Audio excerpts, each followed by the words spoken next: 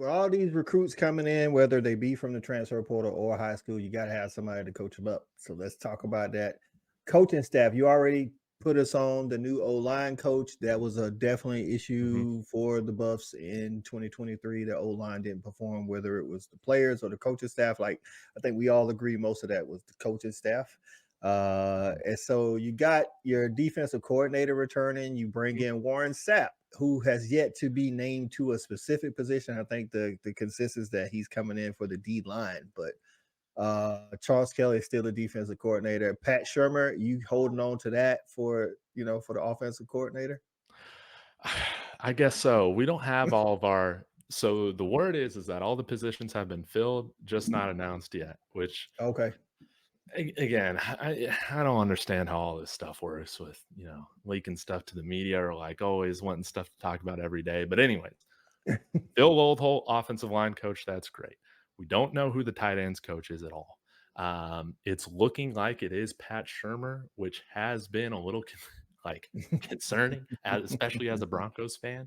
But uh, at, at the end of the day, I think Pat Shermer, he's going to be able to bring some good scheming. Like um, he's not going to be running like a 10 play. Remember the Titans playbook, man. Like at Yeah, the end yeah. of the day, like he's going to be more methodical than that. He's going to be scripting, which Sean Lewis has done interviews about this before about he didn't like to script.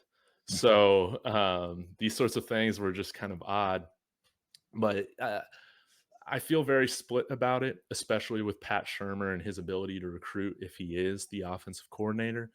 Mhm. But to the flip side, how important is recruiting and these traveling and the home visits if you're always going to be aiming for 80% transfer players every portal season? I guess that's True, true. the devil's advocate standpoint on like, is it really that big of a deal with how they're moving? Yeah. We'll find out.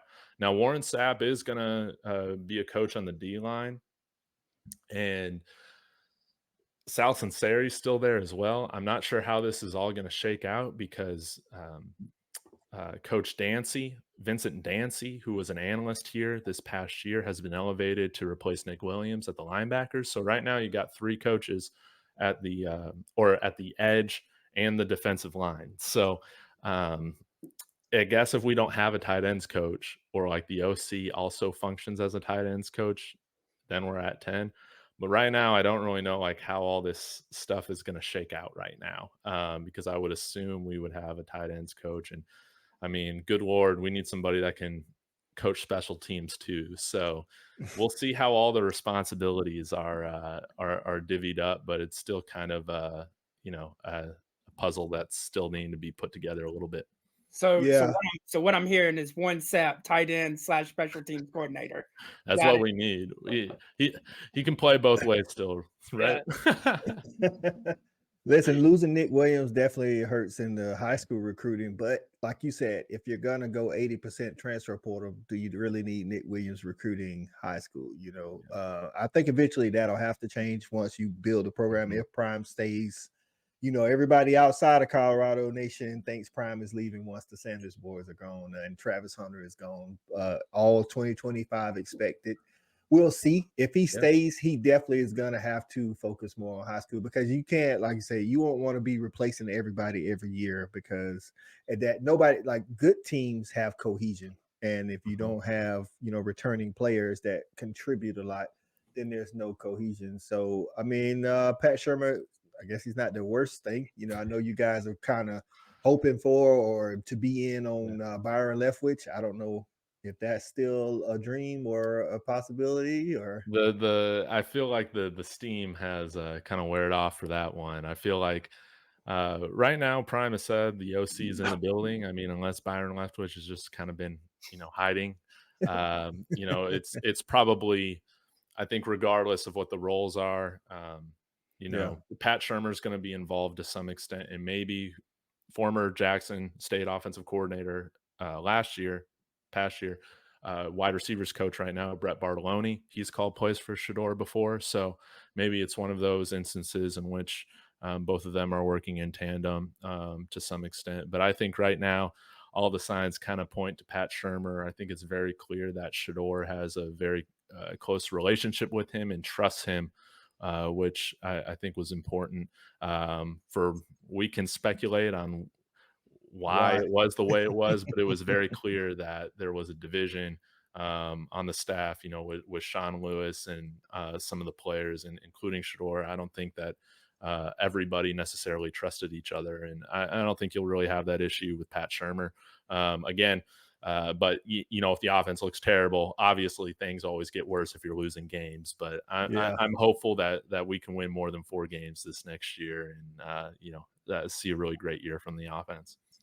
Well, I was gonna say too, that's with trying to flip and go and get more high school recruits, winning games will fix that. Yeah. If Colorado can up it again to like 6 or 7 this year, maybe even an 8-win year, you start to win, and them high school kids are going to take notice, and then maybe Prime's name gets bigger in those high school homes or whatever, and it'll make recruiting a little bit easier on the high school front. But Mhm. it's almost like what comes first, the chicken or the egg. But something's going to have to happen to break this dam down to get the high school kids on campus. Yeah. Yeah. Big facts. Yeah. No doubt. No doubt. So, hey, coming off again a 400% increase in wins in 2023. You won 4 as opposed to 1 in 2022. Going into 2024, just speak from the fans' point of view, what you guys would like to see and kind of expect. Big Uh, 12 champions, baby. If I'm talking from the standpoint of the fans' point of view, that's what I want, man. I want to go win that title. I want to go see ourselves in the college football playoff, man. I think it was funny that I think Yahoo Sports did a ranking of the new Big 12 teams for 2024, yeah, and the top 3 were let's see. Utah. It was Utah, Arizona, and then Colorado right there at 3. Man, so I was like, dang, this was before all the portal signings happened. So I'm not going to take the Big 12 lightly, but I think it's pretty interesting, man. There's not really any dominant team right now. I would say Utah still has the best shot to be that, especially with Cam Rising returning. But when the national title odds come out, I'm going to be throwing $50 on that thing. Because why not ride this wave, baby? And I'm going to have fun with it. But emotionally, I want to see us kick everybody's butt. But at the end of the day, my hope, can we just win our first bowl game in 20 years? Please. Okay. So your hope is a minimum of 6-6 because that gets you Yeah. to a bowl game, and then to win the bowl game. So your hope is a minimum of 7-6. That's not. I don't think that's unrealistic. So Yeah, I mean, there are a lot of different scenarios that have me feeling happy at the end of next season. So hopefully people can stay healthy. Hopefully we get some average offensive line play. That would be wonderful. And hey, maybe we'll see if Pat Shermer truly should have just been a college football coach all along. big facts, man. I mean, just looking at the 2024 schedule, of course, you guys got to travel to Lincoln, Nebraska. I think the game's going to be a little bit different.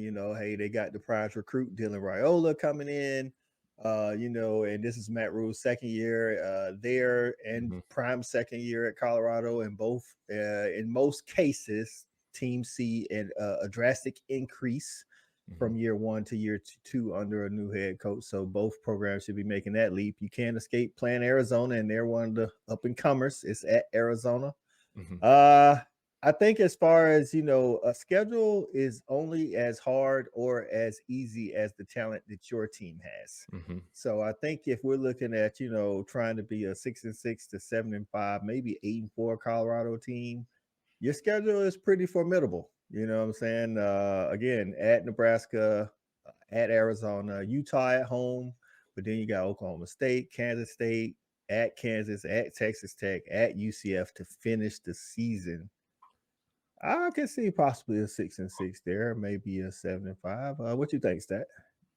Yeah, no, I mean it's weird, right? You see the schedule and you start thinking, you're like, man, this a team could go 10-2 or 11-1 with this schedule. Yeah. And then you remember who the team is, and you're like, wait, let me take that back a little bit. But I definitely feel a lot better looking at the schedule this year Mhm. than I did looking at the schedule going into 23. And Mhm. whether that Mhm. I feel more comfortable with what we've seen from Shador in the FBS, whether it's what we've seen from the secondary, I just feel more comfortable with the schedule this year. Yeah. Obviously, it's not as brutal as this past year, but I think the team is better as well. And so I think that going to a bowl game and trying to win a bowl game is very doable. I will let you know, I feel bad that you want to win the bowl game because that's going to be very hard without your starting quarterback, who I would be absolutely shocked if we see Shador take the field during the bowl game, unless you're in the playoffs. I'm just keeping it a buck with you. Like Oh, Shador and Travis Hunter, I'm with them. Like if y'all are 6-6 or better and not in the playoffs, and you're going to a bowl game, I highly doubt those guys play in the bowl game. That's just how it goes for every team. That's not a Colorado thing. guys, I didn't even think of that. I didn't even think of that, That's but just a yeah, Power you know what's 5 gonna thing. happen. You know We what's gonna got it. happen if that's the case, man. NFL draftees typically don't play in the bowl game. If they're a senior, the best you can hope for is they play in the Senior Bowl. That's the Reese's Senior Bowl, but yeah, they don't really typically play in bowl games. But hey, again, his dad's the coach, so maybe different. Maybe he's coming into that as the second or third quarterback off the board, and he wants to put another game on film to say I should be number one off the board at the QB position. I don't know. So We'll see. what we're saying is, David, make sure you keep the rotator loose throughout the year because you might be taking steps at QB1 come the bowl game, and it's all going to be on you whether Colorado wins the bowl game or not. Oh man, I gotta get myself ready. Oh man, I don't even want to think about another scenario without Shador back there. I mean, y'all saw how it was this past. Now we did bring in some. I mean, we brought in a They 6'7" backup quarterback from Vanderbilt. I mean, at least Yeah, he can run, right? right. So, man, that would be a bummer. Well, I guess I'm just gonna have to hammer home the Big 12 champions or bust thing if I want to see us win that bowl game because yeah, our chances aren't nearly as good without those two guys on the field. That's for sure. Big facts, man. We appreciate you coming on, kicking it with us, talking about Buffs football, man. Y'all make sure y'all go check out David Talks Buffs all day, every day, man. This dude is a nonstop machine talking Colorado Buffs. Well, Tell the thank you people where so they much. can tell the people where they can find you at, David. Yeah, you can find me David Talks Buffs on everywhere, man. But mainly active on Twitter, X, as well as YouTube, bringing you pretty much daily Buffs content, sometimes multiple times a day. With Coach Prime here, there's always something to talk about, whether it's good, bad, ugly, really fun, exciting. It's chill with me and just ride the emotional wave. Like that's what I'm doing. I'm riding the roller coaster of this thing. So, Coach I Stat Guy, it's always great to chat with you guys as well. And I really appreciate you guys having me on. We'll need to connect once National Signing Day wraps up everything. That's right, man. When National Signing Day in February comes around, we'll try to get with you, go and get on your channel, do one of those live streams, man, to talk about the state of the program, man, and get some live Colorado fan reactions. Colorado fans, get in the comments of this video. Tell us how you feel about your recruiting class / transfer portal, coaching staff, and 2024 expectations. Is it, like David said, is it Big 12 or bust is what you're hoping for?